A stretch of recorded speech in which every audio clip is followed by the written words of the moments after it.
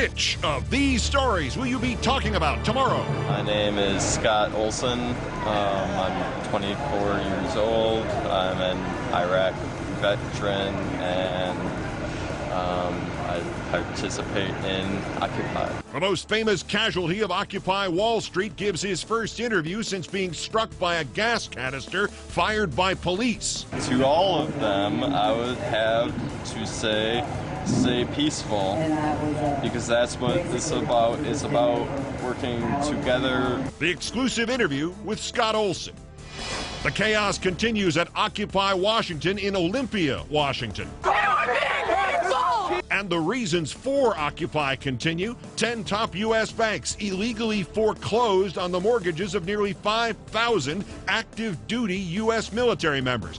And in 2008, the then Secretary of the Treasury leaked the news of the government takeover of Freddie Mac and Fannie Mae to Wall Street, including his own ex-employers, Goldman Sachs.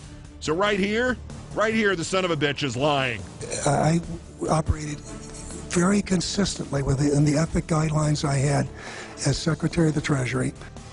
Going, almost gone. I was aware that he was married. Kane accuser number, I've lost count, causes Herman Cain to say this is cause for reassessment of his presidential pseudo-campaign. While polls show that after he reassesses and drops out, his supporters will be turned into a newt. The plot to kill the internet. You heard me. Bills like PIPA and SOPA will do lasting damage to one of the fastest growing and job-creating sectors of our economy, the internet. My guest, Senator Ron Wyden. And in worsts, Ann Coulter gets bleeped again. Already you may have noticed that Waylon over here is no ventriloquist. But it doesn't matter, you see, because I'm no f***ing dummy. All that and more now on Countdown. Get ready, it's my favorite word.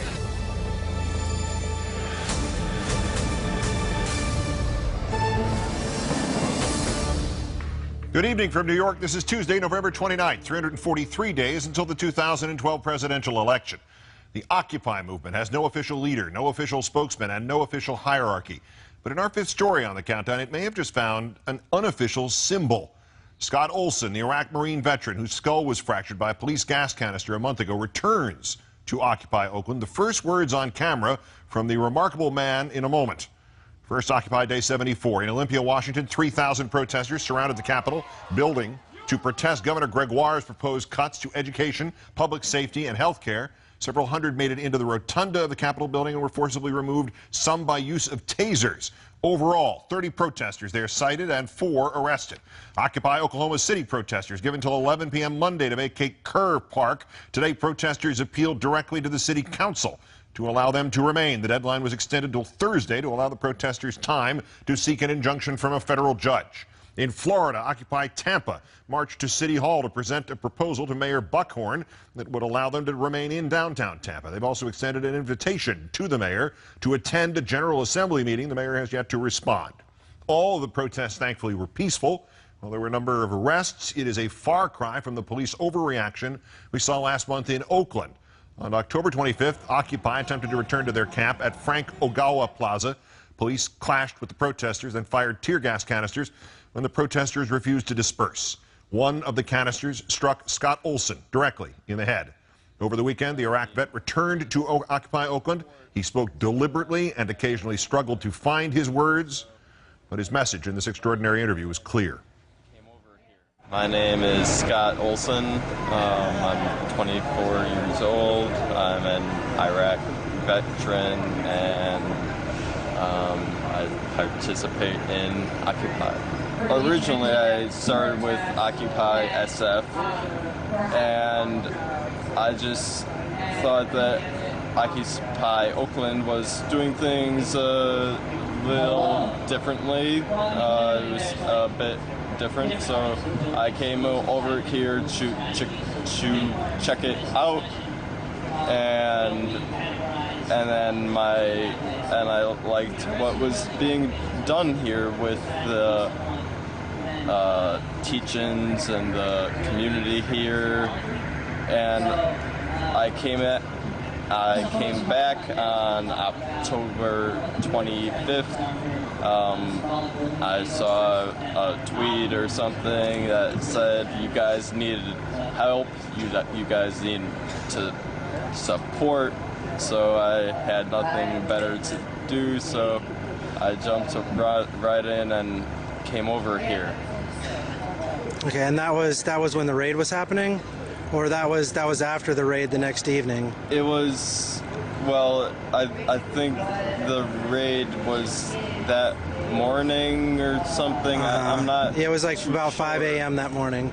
Right, and I was at working all day, and I got off and got over to here like. So you came for the march afterwards, okay? Yeah, I got here like at 7, like 20-ish. It was, it was kind of late. And then after being here for not too long, after standing up for our rights to exist here with a veteran who was there with me and all the people that were there,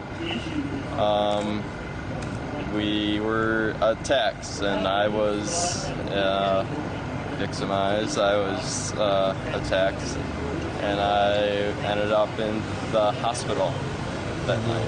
They were shooting tear gas, and you were hit in the head. Can you tell me what you remember about that? Well, I took a step back and I walked across the right a little bit, and I had my phone out. I was texting or something to a friend of mine, and next thing I know, I'm down and on the ground, and there are people above me trying to help me, and they ended up carrying me away. I didn't want them to. I wanted to get up, stay there, pick up my bag, but they carried me away, and they asked me my name several times, and I couldn't answer them. I couldn't answer what. I don't know if I couldn't recall the answer or if I couldn't spit it out. But yeah, that's when I knew that, okay, it's time to go, time to let them take care of me. Yeah. Did you understand what had happened at the time, that you had been hit in the head? Not initially. I didn't know how I got wounded initially. I didn't. I was down, and I didn't know right away how. It was a very frustrating process. Initially, I couldn't form any words. I couldn't make any words. But initially, like, my brain was all pretty much there. I'd have brain farts more often than everybody normally does, but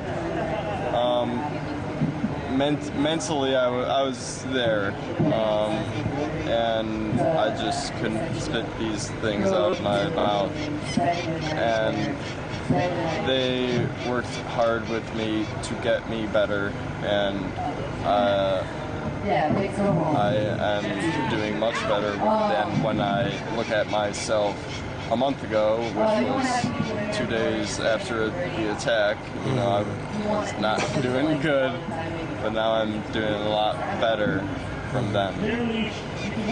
And what do you expect, like your prognosis moving forward from here? I see you still wear a neck brace, and you have a bandana probably covering some damage to your forehead.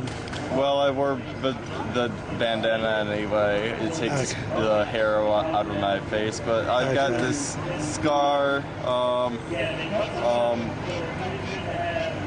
The brain is, it's unique in how it works. I expect a full recovery, but I don't know. Is there anything you'd like to just say in general to the politicians or the Chamber of Commerce or Occupy Oakland or, you know?